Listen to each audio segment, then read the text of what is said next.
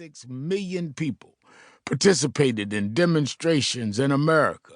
The protests were at their peak on June 6, 2020, when 500,000 people raised their voices in nearly 550 places across the United States.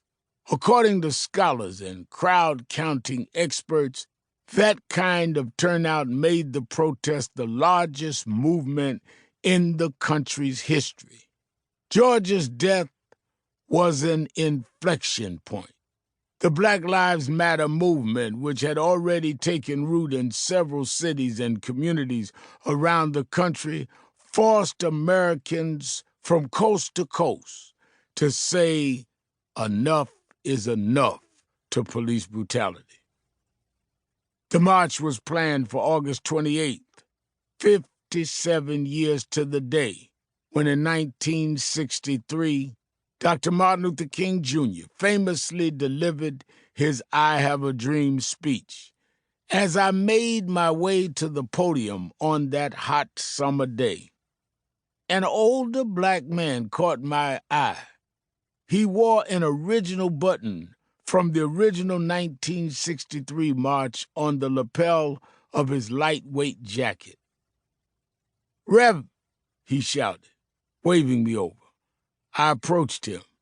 We talked a bit, and he told me that he'd attended Dr. King's march and came to stand in solidarity with the new generation of change makers. "The march ain't over," he said. "No justice, no peace," I said. He nodded, turned, and disappeared into an audience 200,000 strong.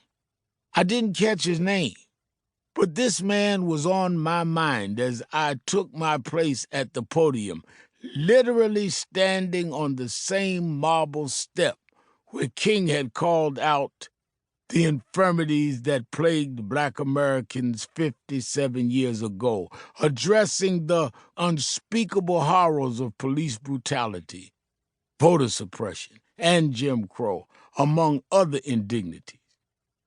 It didn't go unnoticed by me nor others that only a few hours earlier and just 1 mile away, President Donald Trump had stood on the south lawn of the White House to condemn us.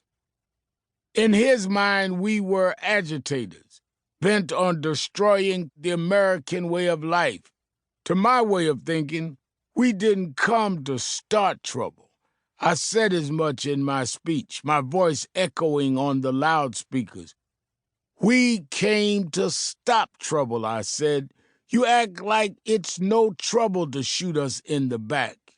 You act like it's no trouble to put a chokehold on us while we scream, 'I can't breathe,' 11 times.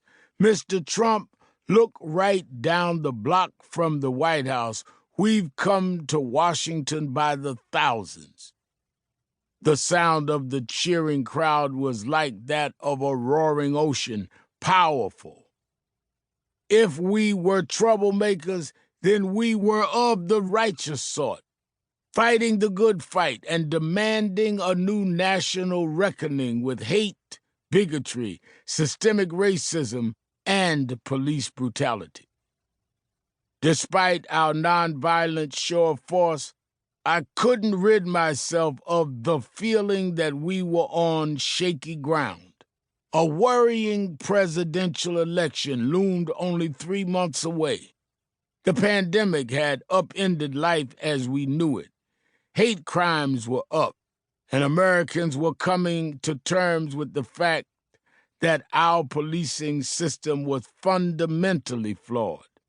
In my previous book, Rise Up, I wrote that our country was at a crossroads. Standing at the base of the Lincoln Memorial, it felt as if America was cleaved in two, Republicans and Democrats divided, the very soul of the country struggling to survive. When I raised my face and looked out among the thousands of masked attendees, something inside me shifted, however, and my frustration dissipated.